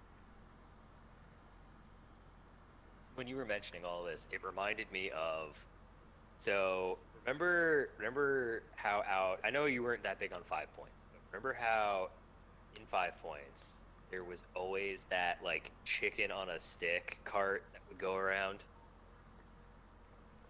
Nope, I have no idea what you're talking about. Okay, there is this that when you were depicting this like sketchy but delicious street food, my thought instantly went to the chicken on a stick cart that goes throughout 5 Points to the various parking lots throughout there. And I mean, I know that his standard and his quality is probably a good deal higher, like from a sanitation perspective of what you experienced with your sketchy street food in China. But I imagine it as the American equivalent, where it's just a bunch of drunk college students meandering over from the various bars they were just in to go and get the simplest of dishes. Just meat skewered onto a stick that was grilled directly in front of them. Yeah, that sounds amazing. I mean, and it was cheap too. That was definitely a highlight kind of place where you would just kind of, again, you'd meander on over and grab that. It was either that or it was Cookout. Now, for our viewers who have never had the pleasure of having Cookout, It's a magical place. Cookout is in fact a magical place. Cookout is a place where you can get an entire meal for about $8. Oh, Now- less. Much less. Now I am saying that you're getting all the fixings. Because what I used to do, and this would be around $7.50, close to $8, I would get myself a hamburger with everything on it. I would always ask for everything on it. And then I would get 2 Cajun chicken wraps and a shake. And then a side of hush puppies, which are always an extra $1. And that would come out to about $7.58. But yes, for the viewers listening in, that is exactly the reason why you go to Cookout, because it is less. You get all of that food, and it's not like when I say like, oh, the 2 Cajun chicken wraps. It's not like they're these like rinky-dink little things that like barely qualify as food. No, you are getting a serious chicken wrap, 2 of them in fact, at least in my case, and a serious hamburger with a full-sized milkshake and a dozen hush puppies for less than like $8. And the important thing to add to that is that their selection of milkshakes is not to sneeze at. They have over a dozen milkshake flavors, all of which are phenomenal. And they're that perfect, like, not quite soft serve, but soft serve milkshakes where when you get them in a car, they're not drinkable, but on a summer's evening, it's just... they're malted milkshakes, man. I'm still thinking about it. And I think one of my favorite things that they don't tell you about is that you get the option to mix 3. So you can always mix 3 flavors together, and they don't charge you anything extra. Hold on, you know what place also had amazing milkshakes? I'm just not remembering what it's called. It's, hold on, Google's Sandy's. Ah, yes. Dude, Sandy's in Columbia, South Carolina, which apparently has 3 locations, which I did not know. They had some bomb-ass. I am thinking of Sandy's, right? I'm not going crazy, right? Where is this place? There's Gervais, there's the university. Because you're talking about the hot dog place. Yes. Yeah, no, I know what you're talking about. I'm just trying to make sure that it was actually called Sandy's. But the one that was off of campus closed down. What? Yeah, so that's why you can't see it location-wise right there. Yeah, no, it closed down. But it was a Sandy's, right? I believe so, yes. But yeah, no, that's unfortunately gone. That is But horrifying. they had some of the best milkshakes right there. And their hot dogs were awesome. That was like the perfect location. How could they close? I think less and less people were just going there. I think that's probably... There is no God. But yeah, no, I 100% feel you. Like milkshake, we'll do a whole cast on milkshakes. I feel like at some point in time. Oh, we could definitely do an entire podcast on milkshakes. Oh, like, 150%. I'd be down. Oh my god, that hurts me so much to know that Sandy's closed. I used to go there, like, that was my... Because I had to retake astronomy, of all things. It's a long story. But I had to get my science credit, because in order to be a business major, I needed to take a science class. And as a freshman, I attempted to take astronomy, but I just culled it from my roster in favor of something better. And so I had to take it again, for lack of a better word. I think it was my junior year. It might have even... No, it was my junior year. And it was right across the street. That building was right across the street from Sandy's. And so my coping mechanism for dealing with the most boring class probably at the entire University of South Carolina... No offense to the astronomy department, but, like, seriously,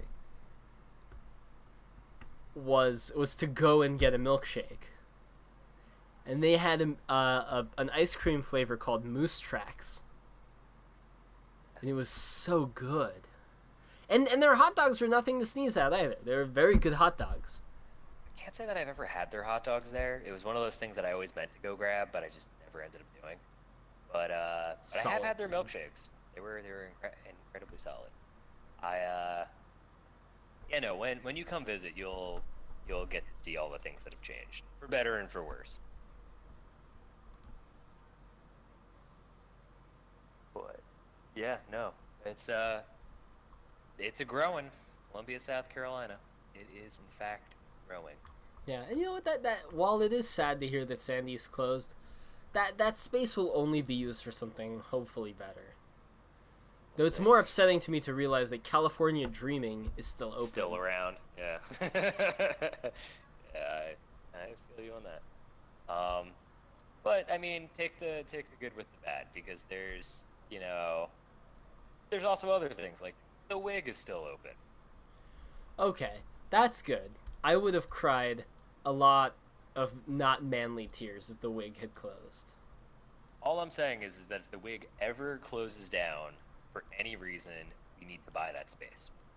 Like, we will start a GoFundMe, a whatever, to buy that space. Like, we need that. Like, 100%. It is the only space in Columbia, South Carolina that is like it. There is nothing else like it that I know of in the area. It is such a cool fucking place. We just need to preserve it. Yeah, 100%. Yeah. I'm actually looking at it. Have you ever been to the No Name Deli on Elmwood? I have not. You should. They're very, very good. There's a lot of things that now that I'm back that I need to go check out. It's just a process. How close are you to Main Street in downtown? Currently, or where I'm going to be, because I'm moving next week at some point in time. Actually, next time we'll be doing the podcast, I will potentially be at my new apartment. So, right now I'm actually closer to the stadium than anything else. But when I move, I'm gonna be, I think, 2 or 3 blocks over from Main Street. I'm actually like a block off of the Vista when I'm gonna be moving. So it's walking distance to some really good places. Okay, yeah, you should check out Maine as much as you can. Oh, I will. There's a whole bunch of places I've been meaning to hit up down that way. Okay, that's good. Well, all right, then I look forward to hearing your initial report after the move, mostly on the move, and then I expect the week after for you to do some manner of celebratory exploration of your area. We shall see. We shall see. Oh, will ComfyCon be coming down to join you then next week? No. It's going to be taking her a couple extra weeks. She will be down midway through August. Gotcha. But, All right, I'm going to try and maybe time my trip over there closer to the fall. That way you guys can get settled. Okay. Yeah, I mean, absolutely take your time. Honestly, if you can swing it, I know for a fact that it sounds like everybody wants to come on that. Not that this is something for the podcast. I mean, Lord knows. But it looks like we're having a get together this upcoming New Year's. So might be something to keep in mind. Might be doing a New Year's special podcast, both of us together.